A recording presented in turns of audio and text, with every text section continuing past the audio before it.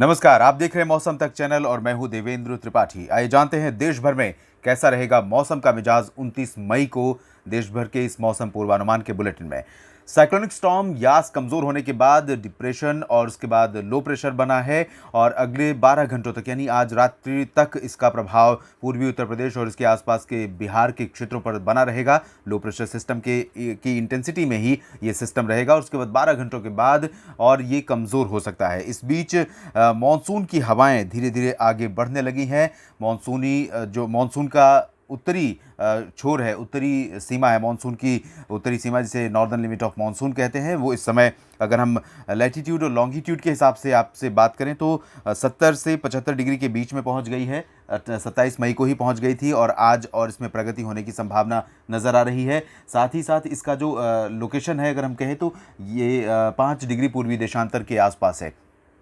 उम्मीद है कि अगले 48 घंटों में यानी कि 30 या 31 मई को ये केरल में दस्तक दे सकता है मानसून। और मानसून के दस्तक देने से पहले ही केरल में तटवर्ती रीजन पर बारिश शुरू हो गई है। बारिश किस तरह से बढ़ती है, बारिश के अलावा कौन से बदलाव होते हैं जिसके बाद मानसून के आगमन की घोषणा की जाती है, इस बारे में आपको जानकारी देने के लिए पहले ही मैंने एक वीडियो डाला है। अगर आप चाहें तो उसको देख सकते हैं। उसमें आपको विस्तार से जानकारी मिलेगी कि किन स्थितियों पर मौसम वैज्ञानिक निर्भर रहते हैं मानसून का पूर्वानुमान, मानसून के आगमन की घोषणा करने के लिए। तो ये रही बात मौसमी सिस्टमों की और मानसून की वर्तमान स्थितियों की। इसके बीच हम बारिश की बात करते हैं कि 29 मई को किन क्षेत्रों में वर्षा होने की संभावना नज़र आ रही है। उत्तर भारत के पर्वतीय राज्यों पर इस समय एक कमज़ोर पश्चिमी विक्षोभ है। इसका बहुत ज़्यादा सक्रिय प्रभाव फिलहाल नहीं है। पहाड़ी क्षेत्रों पर गिलगित बाल्टिस्तान, मुजफ्फराबाद से लेकर जम्मू कश्मीर, उत्तराखंड, हिमाचल प्रदेश, इन सभी क्षेत्रों पर मुख्यतः मौसम साफ और शुष्क रहेगा, लेकिन कुछ जगहों पर हल्की वर्षा हो सकती है क्योंकि मॉइस्चर इस साइक्लोनिक स्टॉर्म के प्रभाव से, इस लो प्रेशर सिस्टम के प्रभाव से बंगाल की खाड़ी की तरफ से उत्तर भारत के पर्वतीय क्षेत्रों पर भी पहुंच रहा है, लेकिन ये नाकाफ़ी है कोई बड़ी मौसमी हलचल देने में। इसके अलावा मैदानी क्षेत्रों की अगर बात करें तो यहाँ पर भी दिल्ली, एनसीआर समेत उत्तर भारत के जो मैदानी राज्य हैं, पंजाब, हरियाणा, राजस्थान और उत्तर प्रदेश के पश्चिमी इलाके, इन सभी क्षेत्रों पर मौसम मुख्यतः साफ और शुष्क बना हुआ है बीते कई दिनों से और लू जैसे हालात बने हैं क्योंकि तापमान लगातार ऊपर जा रहा है, धूप का प्रभाव बहुत बढ़ गया है। इन स्थितियों में कुछ स्थानों पर बदलाव आ सकता है क्योंकि लो प्रेशर सिस्टम आगे बढ़ा है और उत्तर प्रदेश के क्षेत्रों पर, उत्तर प्रदेश का जो पूर्वी क्षेत्र है, इसके उत्तरी भागों पर, नेपाल से सटे भागों पर यह सिस्टम पहुंच रहा है। इसके प्रभाव से कुछ हवाएं, आर्द्र हवाएं बंगाल की खाड़ी की तरफ से उत्तर भारत के मैदानी इलाकों तक भी पहुंचेंगी और इन हवाओं के कारण थोड़े से बादल आ सकते हैं। उत्तर प्रदेश के जो पश्चिमी इलाके हैं, विशेष रूप से सीतापुर के जो पश्चिमी इलाके हैं, शाहजहांपुर, बरेली और मेरठ, मुरादाबाद, सहारनपुर, इन क्षेत्रों में कुछ जगहों पर बादल छा सकते हैं।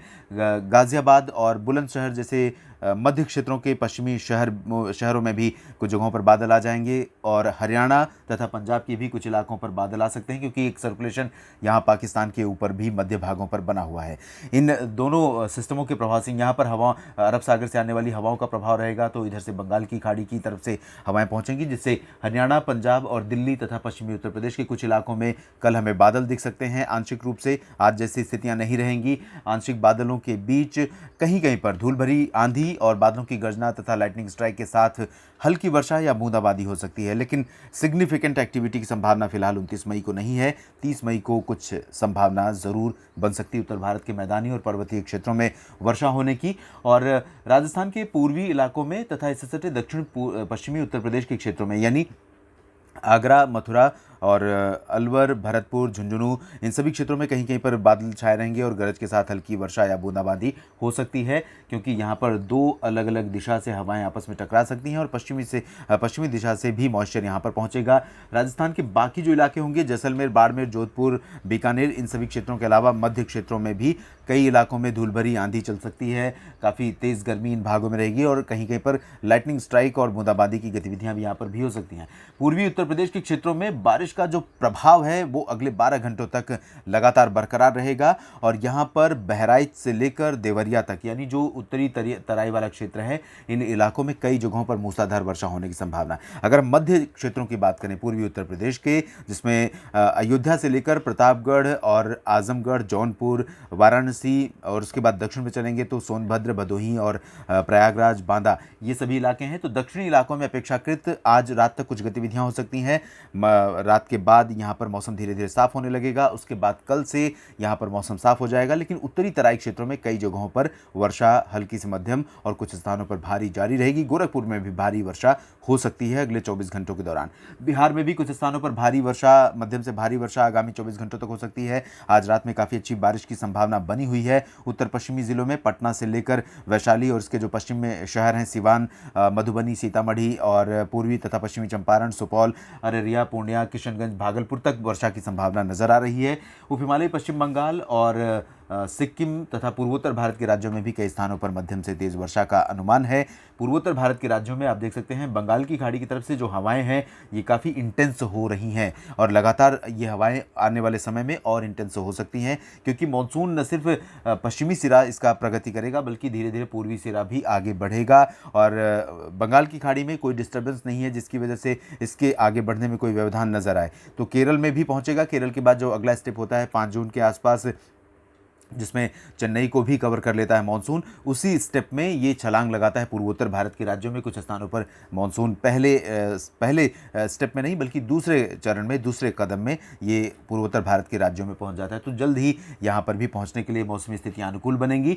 ओडिशा की तरफ आप देख सकते हैं, ओडिशा में कई जगहों पर हल्की वर्षा और मध्यम से तेज़ हवाएं यहाँ चलने की संभावना है। छत्तीसगढ़ में भी दक्षिणी क्षेत्रों में वर्षा हो सकती है। मध्य प्रदेश के भी कुछ इलाकों में वर्षा की संभावना है, लेकिन इंटेंस एक्टिविटी नहीं है। बहुत सिग्निफिकेंट यानी बहुत महत्वपूर्ण बारिश की संभावना फिलहाल नहीं है, लेकिन दक्षिणी हिस्सों में कुछ जगहों पर हल्की वर्षा और बादल छाए रहने की संभावना है।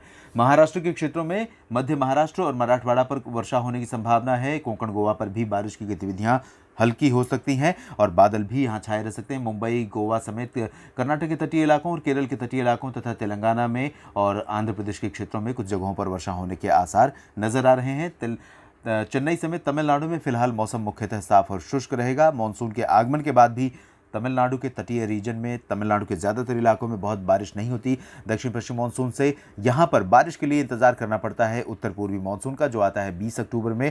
और उस पूरे साल के जो महीने हैं उसमें अक्टूबर का आखिरी 10 दिन और नवंबर, दिसंबर, ये लगभग 2.5 महीने का समय तमिलनाडु, चेन्नई समेत पुदुचेरी समेत तमिलनाडु के लिए सबसे अधिक वर्षा वाले समय होता है, या फिर जब साइक्लोन आते हैं तब तमिलनाडु में बारिश बहुत बढ़ जाती है। लक्षद्वीप और अंडमान और निकोबार द्वीप समूह में सामान्य वर्षा जारी रहने की संभावना नजर आ रही है। देश भर के मौसम पूर्वानुमान के इस बुलेटिन में अभी इतना ही। आप बने रहिए मौसम तक चैनल के साथ। धन्यवाद।